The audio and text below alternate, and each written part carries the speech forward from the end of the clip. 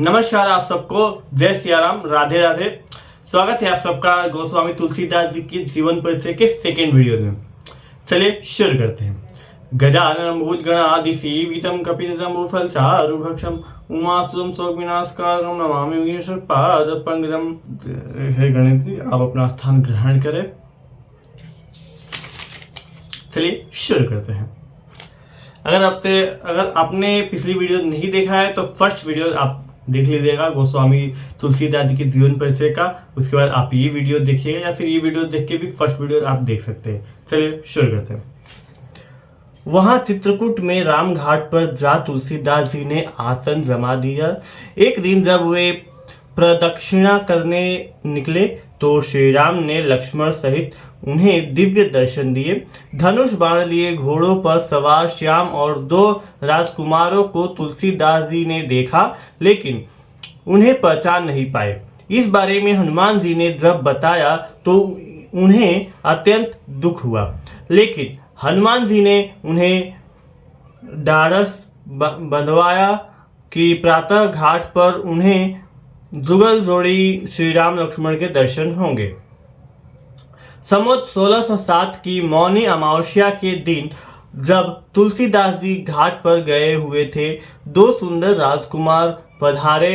ये और कोई नहीं, राम लक्ष्मण ही बालक रूप में आए थे। श्री राम ने तुलसीदास जी से विनम्रता पूर्वक कहा, बाबा हमें थोड़ा चंदन दे दो। तुलसीदास जी उन्हें उन बालकों की छवि देखकर इतने मुग्ध हुए कि बालकों का आग्रह मानो उन्होंने सुना ही नहीं।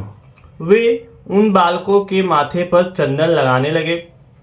हनुमान जी ने सोचा कि इस बार भी कहीं तुलसीदास जी श्री राम के दर्शन करने से चूक न जाए, इसलिए वे तोते के रूप में बोले, इस बार भी कहीं तुलसीदास जी श्री राम के दर्शन करने से चूक न जाए, इसलिए वे तोते के रूप में बोले, चित्रकूट के घाट पर भई संतन की भीड़, तुलसीदास चंदन घी से तिलक देत रघुवीर। तुलसीदास जी को जब तक सुध आती, भगवान ने उनके माथे पर तिलक लगाया और अंतर्धान हो गए। भगवान ने मानो संकेत दिया था कि तुलसी आज से तुम मेरे हुए और मैं तुम्हारा। श्री राम के स्पर्श से तुलसीदास जी के व्यक्तित्व में चमत्कारिक परिवर्तन हो गया। हनुमान जी जैसा मार्गदर्शक और श्री राम जैसा परम लक्ष्य सब कुछ ही तो मिल गया था। तुलसीदास जी को श्री हनुमान जी की आज्ञा से तुलसीदास जी अयोध्या की ओर चल पड़े। यह बात संवत 1628 की है। उन दिनों प्रयाग में माघ मेला चल रहा था। वे वहां भी कुछ दिन ठहरे, पर समाप्ति के 6-7 दिन बाद एक वट वृक्ष के नीचे उन्हें भारद्वाज और याज्ञवल्क्य के दर्शन हुए। वहां भी उस समय वही कथा चल रही थी जो शुकर क्षेत्र में उन्होंने अपने गुरु से सुनी थी। वहां से वे काशी चले आए और प्रहलाद घाट पर एक ब्राह्मण के घर निवास करने लगे। वहां सहज रूप में उनसे कवित्व शक्ति फूटने लगी। वे संस्कृत में रचनाएं करने लगे, लेकिन दिन में वे जिन पदों की रचना करते, रात्रि में न जाने वे कहाँ लुप्त हो जाती। ऐसा जब कोई दिनों तक नित्य होने लगा तो तुलसीदास जी ने मन ही मन राम चरणों के प्रार्थना की। रात्रि को स्वप्न में भगवान शिव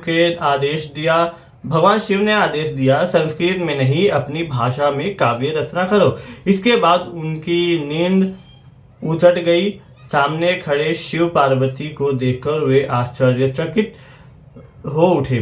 उन्होंने उठकर शिव पार्वती को प्रणाम किया। तभी शिव ने कहा, तुम अयोध्या जाओ और वहां निवास करते हुए काव्य रचना करो। मेरा आशीर्वाद है कि तुम्हारी काव्य रचना सामवेद के समान फलवती हो जाएगी। इसके बाद शिव पार्वती अंतर्ध्यान हो गए और तुलसीदास जी भगवान शिव की आज्ञा शिरोधार्य कर शिव नगरी का परित्याग कर अयोध्या चले गए। संवत 1631 की रामनवमी को त्रेता युग में राम जन्म के दिन का संयोग था। प्रातः काल तुलसीदास जी ने रामचरितमानस की रचना प्रारंभ कर दी। संवत 1633 के मार्गशीर्ष शुक्ल पक्ष में राम विवाह के दिन 7 कांड पूर्ण हो गए। इस प्रकार श्रीमद् रामचरित की रचना 2 वर्ष 7 महीने और 26 दिन में हुई। इसके बाद भगवान राम की आज्ञा से तुलसीदास जी काशी चले गए, जहां भगवान शिव और मां अन्नपूर्णा को उन्होंने श्री रामचरितमानस सुनाया। फिर पुस्तक की पांडुलिपि को श्री विश्वनाथ जी के मंदिर में रख दिया गया। सवेरे जब मंदिर के पट खोले गए तो उस पर लिखा हुआ था सत्यम शिवम सुंदरम। इतना ही नहीं, इसके नीचे भगवान शिव के हस्ताक्षर भी थे। जब लोगों ने यह पढ़ा और देखा, उसी समय सबने सत्यम शिवम सुंदरम की सुमधुर नाद ध्वनि भी सुनी। लेकिन काशी के विद्वान पंडितों तक यह बात पहुंची तो उन्होंने बवंडर खड़ा कर दिया। उन्होंने श्री रामचरितमानस की पांडुलिपि को नष्ट करने का षड्यंत्र रच डाला। पुस्तक को चुराने के लिए जब चोर तुलसीदास जी की कुटिया में पास पहुंचे तो उन्होंने देखा कि धनुष बाण लिए 2 श्याम और गौर वर्ण के युवक घूम घूम कर पहरा दे रहे हैं। वे वहां से वापस चले गए। भगवान के दर्शनों से उनका हृदय परिवर्तन हो गया था। अपनी भूल के लिए उन्होंने जब तुलसीदास जी से क्षमा मांगी तो वे भाव विह्वल हो उठे। उनकी आंखों से अश्रुधारा बहने लगी। भगवान ने स्वयं मेरे लिए इतना कष्ट उठाया। यह सोचकर भक्त प्रवर तुलसीदास जी ने अपना सर्वस्व लोगों में बांट दिया और रामचरितमानस का पांडुलिपि अपने मित्र टोड रमल के यहाँ रख दी। बाद में पुनः उन्होंने मानस की दूसरी प्रति तैयार की, जो श्रद्धालुओं में लोकप्रिय हुई। श्रीमद् रामचरितमानस की लोकप्रियता से चिढ़े काशी के विद्वान पंडितों ने उस समय के परम विद्वान मधुसूदन सरस्वती जी से पुस्तक देखने का आग्रह किया। उनका मानना था कि अद्वैत वेदांत के परमाचार्य दंडी स्वामी हिंदी भाषा में लिखे गए ग्रंथ को मान्यता नहीं देंगी, लेकिन हुआ उल्टा ही। श्री मधुसूदन सरस्वती ने जांच परख कर ग्रंथ पर अपनी सम्मति एवं प्रशंसा भरे ये शब्द लिख दिए। इस काशी रूपी वन में तुलसीदास चलता फिरता तुलसी का पौधा है। इसकी कविता रूपी मंजरी अत्यंत सुंदर है, जिस पर राम रूपी भौरा सदा मंडराता रहता है। लेकिन पंडितों को इस पर भी संतोष नहीं हुआ।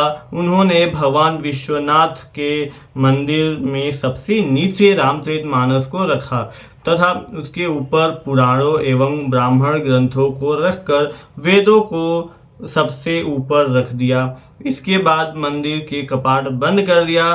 प्रातः जब मंदिर के द्वारों को खोला गया तो उन पंडितों के आश्चर्य का ठिकाना न रहा, क्योंकि उन्हें रामचरितमानस वेदों के ऊपर रखा मिला।